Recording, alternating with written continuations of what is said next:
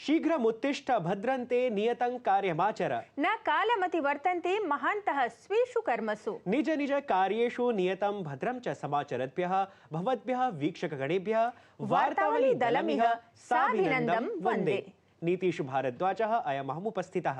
लता नामधेया च इयमहमुपस्थिता। आगामिने अर्धहोरावधौ संस्कृत समन्वितान् विभिन्न विषयान् अत्र भवतां समक्षं प्रस्तोतुं। तावत् कार्यक्रमस्य समारम्भे सर्वादौ सुभाषितं शृण्वन्तु। यज्ञदान तपः कर्म न त्याज्यं कार्यमेव तत् यज्ञोदानं तपश्चैव पावनानि मनीषिणाम्।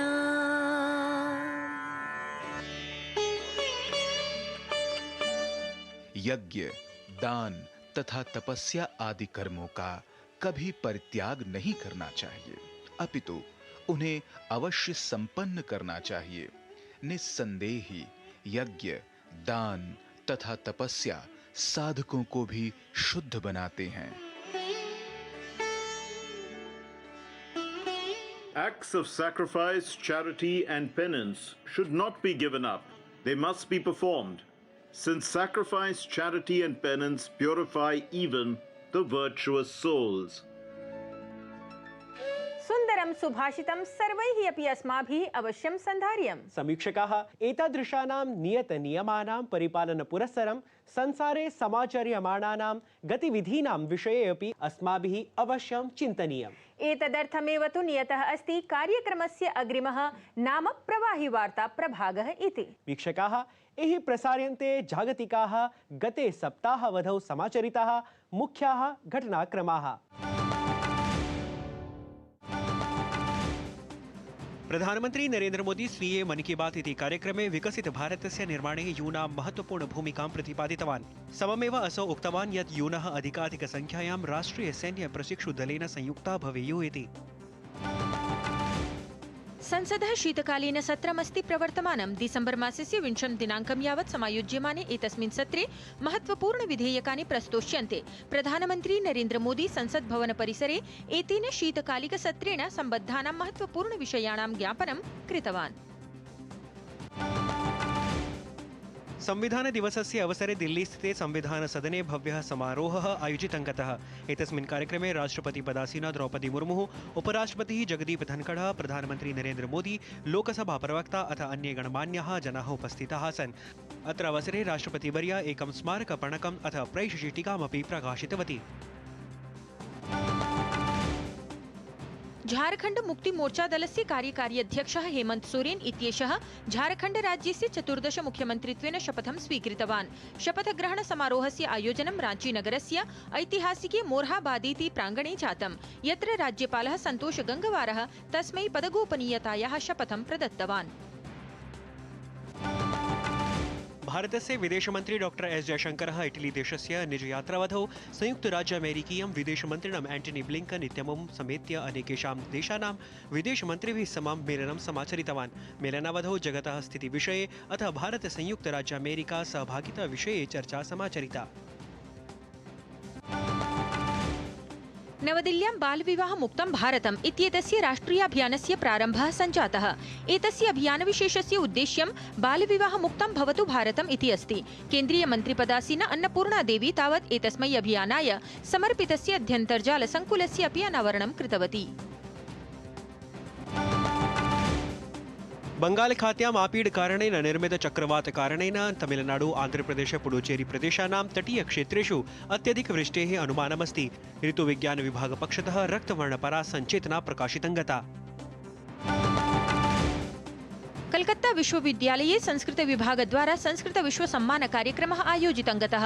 वेदान्तस्य अथ भारतीय ज्ञानपरम्परायाः सतत प्रासंगिकता विषये केन्द्रिते एतस्मिन् ज्ञानवर्धके कार्यक्रमे पद्मविभूषणः डॉक्टर कर्णसिंहः वर्तमानसमये वेदान्तस्य प्रासंगिकता विषये स्वीयं विचारं प्रकटितवान्। प्रवाहि वार्ताभिः स्पष्टं भवति यत् अन्यैः गतिविधिभिः सममेव संस्कृतं ज्ञानं साम्प्रतमपि सोल्लासं संसरति एव। सकल ज्ञान संभृते संस्कृत साहित्ये निगूढस्य ज्ञानस्य संप्रसारेण सममेव आवश्यकेषु क्षेत्रेषु अपि संस्कृत भाषायाः संयोजनं जायमानम् इति अस्ति महान् सन्तोषदः प्रकल्पः। स्मरामि, सद्यः एव समाचरितस्य भारतीय संविधानस्य अभिनव संस्कृत संस्करण विषये सूचयितुं प्रयतते भवान्। समीक्षकाः साधिकारं सानन्दं सोत्साहं च अत्र वयं संविधानस्य अभिनव संस्कृत संस्करण विशेषतापरं वृत्तं प्रस्तोतुं सन्नद्धाः स्मः। तावदेव सावधानम् अवलोकयन्तु वृत्तविशेषम् एतम्।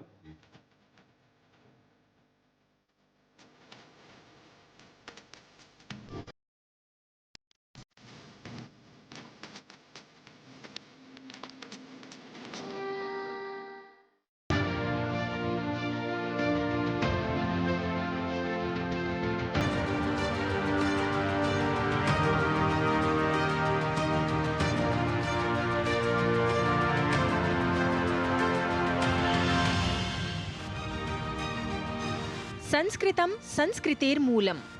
भारतीय संस्कृतेः मूलं संस्कृतं।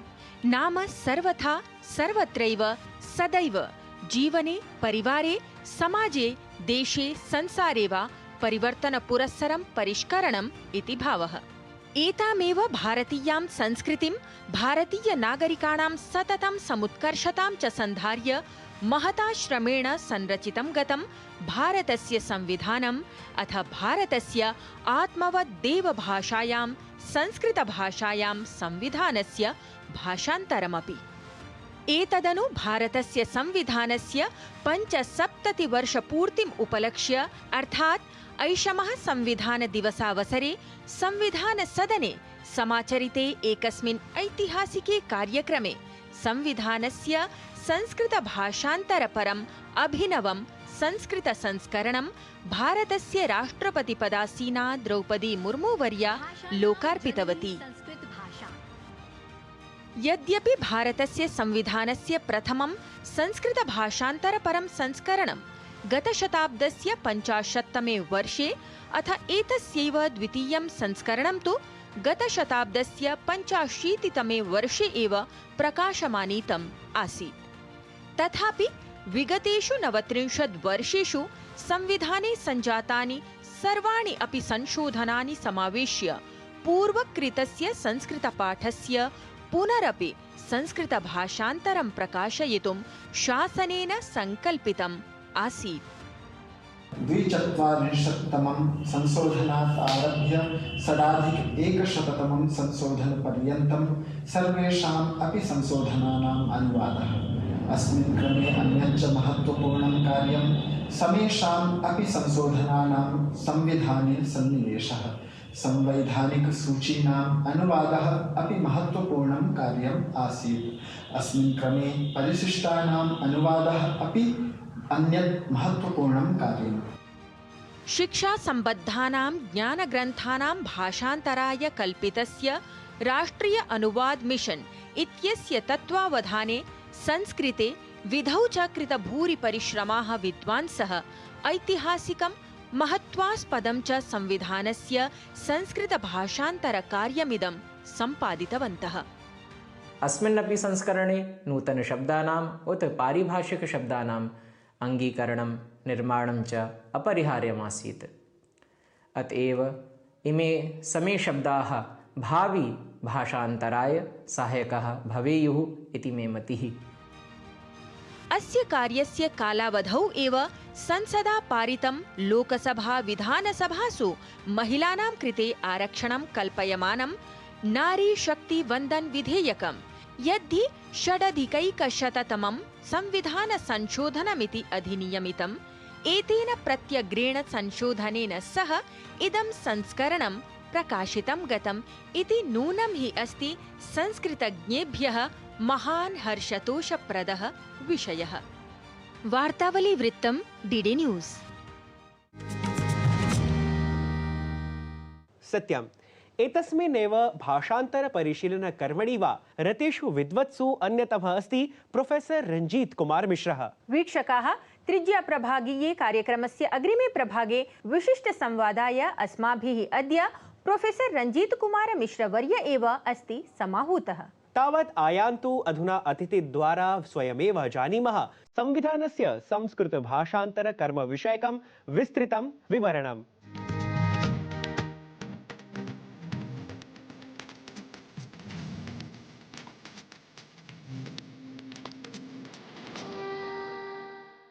प्रिय दर्शकाः, अद्य अस्माभिः साकं साक्षात्काराय उपस्थितः अस्ति महान् भाषाविद् प्रोफेसर रणजीत कुमार मिश्रवर्यः। महोदय, वार्तावली पक्षतः अहं भवतां हार्दं स्वागतं व्याहरामि। सर्वप्रथमम् अहं धन्यवादं व्याहरामि यत् मां साक्षात्कारार्थम् अत्र आहूतवन्तः। महोदय, सद्य एव भारतीय संविधान दिवसः आचरितं गतः। तदनु भारतीय संविधानस्य संस्कृत संस्करणं, तृतीयं संस्कृत संस्करणमपि संसदि लोकार्पितं जातं। तत्र भवान् अनुवाद समीक्षा विशेषज्ञरूपेण स्वीयं योगदानं दत्तवान्। किमस्ति अस्य संस्करणस्य वैशिष्ट्यं, किं च आसीत् अस्य अनुवादकार्यस्य प्रारम्भिककार्यं? वयं सर्वे जानीमः एव संस्कृत भाषा सर्वभाषाणां जननी इति कथ्यते, एवञ्च संविधानस्य 75 वर्षाणि जातानि इति। अस्मिन् अवसरे संस्कृते संविधानस्य लोकार्पणं महत्वपूर्णम् उपलब्धिः अस्ति। यतो हि अयं विषयः महत्वपूर्णं व्यापकं च अस्ति, अतः एव भवतः दर्शकानां सुविधार्थम् इदानीम् अहं राष्ट्रभाषायां स्वविचारान् व्यक्त कर्तुम् इच्छामि। देखिए, इस अनुवाद के लिए राष्ट्रीय अनुवाद मिशन, मैसूर और भारतीय भाषा संस्थान दोनों ने संयुक्त रूप से इसमें काम किया और लगभग 1 वर्ष के परिश्रम के बाद यह अनुवाद कार्य अब आपके सामने है। इसमें 2 समितियां बनाई गई थी। एक तो भाषांतर करने के लिए समिति बनी और दूसरा इसके परिशीलन के लिए, फाइनल रिव्यू के लिए कमेटी बनी। और मुझे इसके परिशीलन के लिए फाइनल रिव्यू कमेटी में काम करने का अवसर मिला और मुझे लगता है ये बहुत संतोषदायक था कि आप इतने महनीय कार्य में आप अपनी भूमिका निभा रहे हैं। देश भर के कई विद्वानों का सानिध्य भी प्राप्त हुआ और मैसूर में इस तरह का बड़ा अच्छा एक वातावरण बना जिसमें लोगों को यह लग रहा था कि हम राष्ट्र के लिए कुछ कर रहे हैं। तो एक जो राष्ट्र के लिए कुछ करने की प्रेरणा थी, उसने सबको लगातार प्रेरित किया और मुझे लगता है यही कारण है कि एक बड़ा ही व्यवस्थित काम सामने आया है। यद्यपि यह तृतीय संस्करण है, प्रथम संस्करण 1950 में आया था और बड़े बड़े विद्वान उसमें शामिल थे। पीवी काणे महोदय उसमें थे, उसमें सुनीति कुमार चटर्जी जैसे विद्वान थे, उसमें राहुल सांकृत्यायन जैसे विद्वान थे और उस परंपरा में काम करने का अवसर निश्चित रूप से हम सब के लिए सौभाग्यदायक रहा। महोदय, अस्य भारतीय संविधानस्य संस्कृत संस्करणस्य अनुवादकार्ये कानि संभावनानि समक्षम् आयातानि? देखिए, इसमें ये संविधान का जो अनुवाद था यह केवल अनुवाद मात्र नहीं था। इसमें राजनीतिक, आर्थिक, सामाजिक दर्शन भी शामिल था। तो बहुत सारे ऐसे शब्दावली थे जिनका आप सीधे अनुवाद नहीं कर सकते और बहुत सारे ऐसे पद थे जिनका अनुवाद हुआ भी नहीं था। जैसे आपको एक उदाहरण के रूप में बताऊं कि जैसे वर्सेस शब्द अंग्रेजी का आता है तो उसमें प्रायः विरुद्ध शब्द का प्रयोग किया गया हिंदी अनुवादों में, जबकि इस पर काफ़ी विचार विमर्श किया गया और लगा कि इसमें परम शब्द अधिक उपयुक्त है। तो बहुत सारे ऐसे शब्द थे जिसमें आप शाब्दिक अनुवाद नहीं कर सकते, उसमें आपको उसकी दार्शनिक पृष्ठभूमि क्या है, उसके पीछे क्या सामाजिक दर्शन है, आर्थिक दर्शन है, राजनीतिक दर्शन है, उन चीज़ों को ध्यान में रखकर इसका अनुवाद किया गया। और इसीलिए इसमें केवल भाषाविद की ज़रूरत नहीं थी, इसमें विधिवेत्ता की भी जरूरत थी, जिनको कानून की भी समझ हो, जिनको राजनीति शास्त्र की भी समझ हो, अर्थशास्त्र की भी समझ हो और जो प्रशासनिक शब्दावलियों को सरल भाषा में लोगों के सामने रख सकें। तो इसलिए ये अनुवाद थोड़ा हटकर था। तो सबने अपने भाषा के समझ के साथ साथ जो राजनीतिक, प्रशासनिक, सामाजिक, आर्थिक शब्दावलियों की समझ थी उसका भी काफ़ी इसमें प्रयोग करना पड़ा। तो बड़ा एक तरह का चुनौतीपूर्ण कार्य भी था, लेकिन एक आनंद देने वाला कार्य भी था कि आप राष्ट्र के लिए कुछ करने जा रहे हैं और संस्कृत भाषा में, सरल भाषा में लोगों के सामने भारत का संविधान प्रस्तुत कर रहे हैं। महोदय, मम अग्रिमः प्रश्नः अस्ति यत् कथमिदम् अनुवादकार्यं सामान्यानुवादेन भिन्नम् अस्ति? देखिए, अनुवादकों की एक सीमा होती है और कभी भी किसी भी ग्रंथ का अनुवाद हो तो उसमें अनुवादक बहुत अधिक अपने तरफ से चीज़ों को नहीं डाल सकता। तो ये तो एक सीमा इसमें जरूर थी। लेकिन ये अन्य अनुवादों से भिन्न इस अर्थ में भी रहा कि इसमें हर पंक्ति में कहीं न कहीं आपको राजनीतिक शब्दावली मिलती, कहीं पर तकनीकी पारिभाषिक शब्दावली मिलती, और उस तरह के शब्दावलियों में आप सीधे अनुवाद करके काम नहीं कर सकते। तो उसके लिए बहुत सारे शब्द ऐसे भी थे जिनका संस्कृत निर्माण भी नहीं हुआ। तो एक तरह से समझिए कि नए नए शब्दों का निर्माण भी वहाँ हुआ कि इसके लिए और क्या बेहतर शब्द हो सकता है, और उस तरह से शब्दों का निर्माण करके फिर उसका अनुवाद करना, तो ये एक बड़ा ही दिव्य कार्य था। परं संस्कृत भाषायां तथा सामर्थ्यमस्ति कि नूतन शब्दानां वयं निर्माणं कर्तुं शक्नुमः। बिल्कुल बिल्कुल, और इसमें तो भारतीय संविधान भी कहता है कि अगर आप किसी भाषा में काम करें तो संस्कृत भाषा का आश्रय लेकर काम करें। और ये आप देखेंगे कि जहां आप संस्कृत में ही अनुवाद कर रहे हैं वहां तो कई नवीन शब्दावली का निर्माण हो रहा था। आपको ये जानकर प्रसन्नता होगी कि वैज्ञानिक एवं तकनीकी शब्दावली आयोग में अभी अलग अलग विषयों के संस्कृत, मैथिली जैसी भाषाओं में उसके अनुवाद हो रहे हैं, उसके शब्दकोश तैयार हो रहे हैं। तो वहाँ भी हमने ये देखा कि ये केवल अनुवाद नहीं है, वहाँ भी नए नए शब्द निर्माण हो रहे हैं, और इसमें बड़ा इसीलिए अच्छा वातावरण रहा कि नए नए शब्द निर्माण भी हो रहे थे और उसके हिसाब से अनुवाद हो रहा था। तो जब नया शब्द बनता था तो विद्वानों के चेहरे पे खुशी आपको दिखती कि एक नया शब्द बना और एक बेहतरीन अनुवाद करने का प्रयास किया गया। महोदय, संस्कृत भाषायाम् अनुदिते एतस्मिन् संस्करणे कीदृशी शब्दावली प्रयुक्ता? देखिए, शब्दावली में इसमें बहुत सारे तकनीकी शब्द थे, बहुत सारे पारिभाषिक शब्द थे, और जो राजनीति विज्ञान से संबंधित थे, समाजशास्त्र से संबंधित थे, अर्थव्यवस्था से संबंधित थे, वैसे शब्दों का भी संस्कृत रूपांतरण किया गया। और बहुत सारे ऐसे शब्द भी थे जो पहले से बने हुए नहीं थे, उन शब्दों को भी लेकर इसमें उसको समाहित किया गया और बहुत सारे नए शब्द का निर्माण हुआ। और अच्छी बात ये थी कि जिससे पूरी संवैधानिक भाषा का लोगों को पता चले, क्योंकि इसमें आप देखेंगे कि बहुत सारे क्लॉजेज होते हैं, बहुत सारे क्लॉज में ये है कि कहीं कॉमा, पूर्ण विराम, एक एक चीज़ का ध्यान रखना पड़ता है संविधान के अनुवाद में, क्योंकि ये बहुत ही तकनीकी प्रकार का काम था।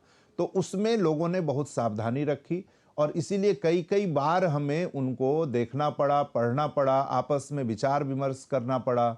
और ये बड़ा अच्छा संयोग था कि देश के अलग अलग क्षेत्र से विद्वान वहाँ एकत्रित थे और सब ने मिलकर एक सामूहिक प्रयत्न के द्वारा कई जगह उस तरह की दुविधाओं का भी निराकरण किया जिसमें लग रहा था कि वास्तविक बातें निकल कर नहीं आ पा रही हैं, तो उनको भी रखा गया। लेकिन मूल रूप से उद्देश्य ये था कि भारत के संविधान की समझ लोगों को हो, तो इसीलिए उसमें कहीं भी परिवर्तन न हो, इस बात का विशेष ध्यान रखा गया। और मुझे लगता है कि यही कारण है कि ये सामान्य अनुवाद से काफ़ी भिन्न अनुवाद था और इसमें मूल ध्यान ये रखना था कि संविधान की भावना कहीं से भी प्रभावित न हो, अर्थात जो संविधान में कहा गया बिल्कुल शब्दशः वही लोगों के पास जाए। महोदय, अनुवादमेतत् अन्य भारतीय भाषाणां कथं सहयोगं करोति? देखिए, संविधान का जो अनुच्छेद 351 है वो बड़े स्पष्ट शब्दों में कहता है कि किसी भी भारतीय भाषा में आप अनुवाद करें, किसी भी भारतीय भाषा का विकास का काम करें, तो आधार आपको संस्कृत लेना चाहिए। और यह तो चूंकि संस्कृत भाषा में ही रूपांतरण था, संस्कृत भाषा में ही अनुवाद था, तो इसलिए संस्कृत का आश्रय लेकर इसका अनुवाद करना बड़ा आनंददायक रहा। और आप देखेंगे कि इसमें ऐसे ऐसे शब्द थे जिसके लिए ऐसा लगता था कि उसको संस्कृत में कैसे कहा जाए, ये एक चुनौती थी। और उसमें कई हमारे मित्रों ने, कई हमारे विद्वान मित्रों ने सहयोग भी किया कि उन्होंने बताया कि भाई इसको इस तरह से यदि कहा जाए तो ये बेहतर भावना को व्यक्त करने वाला होगा। देखिए, ये आज़ादी के 75 वर्ष के बाद अगर इस तरह का सरकार का प्रयास हुआ है कि भारतीय संविधान का संस्कृत, मैथिली या अन्य भारतीय भाषाओं में पूर्ण अनुवाद हो, तो ये बड़ा सराहनीय प्रयास है। यद्यपि ये तृतीय संस्करण है, 1950 में प्रथम संस्करण आया, 1985 में द्वितीय संस्करण आया, लेकिन 42वें संशोधन के बाद जो संविधान संशोधन किए गए थे उसको अभी तक शामिल नहीं किया जा सका था। तो अब आप देखेंगे कि 106 संविधान संशोधन तक इसमें शामिल किया गया है जो नारी वंदन से संबंधित था। और मुझे लगता है कि ये बड़ा सराहनीय प्रयास हुआ है राष्ट्रीय अनुवाद मिशन का, भारतीय भाषा संस्थान का और भारत सरकार का कि इतना समग्र काम लोगों के सामने आया। महोदय, भवता अस्मत् कार्यक्रमाय समयः कल्पितः, तदर्थं दूरदर्शन परिवार पक्षतः वार्तावली दल पक्षतः अहं धन्यवाचांसि वितनोमि। अहम् अनुगृहीतोऽस्मि, धन्यवादः।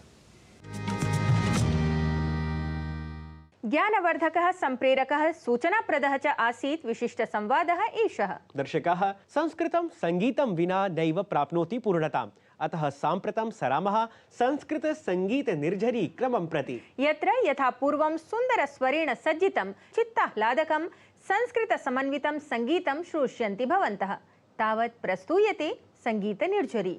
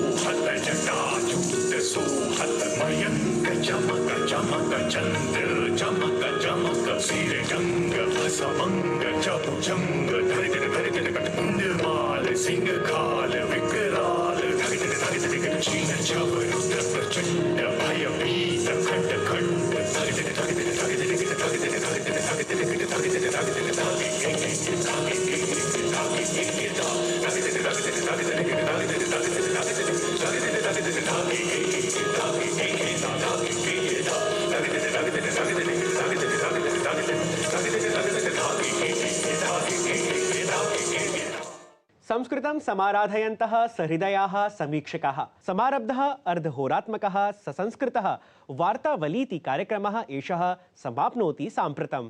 अद्यतनः कार्यक्रमः कथं हि आसीत् भवतां कृते संवर्धकः इति निजपरामर्शप्रेषणपुरस्सरम् अवश्यं हि सूचयन्तु इति सविनयं निवेदनम्। अग्रिमे सप्ताहे पुनरागमनाय अधुना वार्तावलीदलम् आज्ञापयन्तु। तावत् सुशीघ्रमपि धावन्तं विधानमनुधावति शेते सह शयानेन येन येन यथाकृतं। नमो नमः।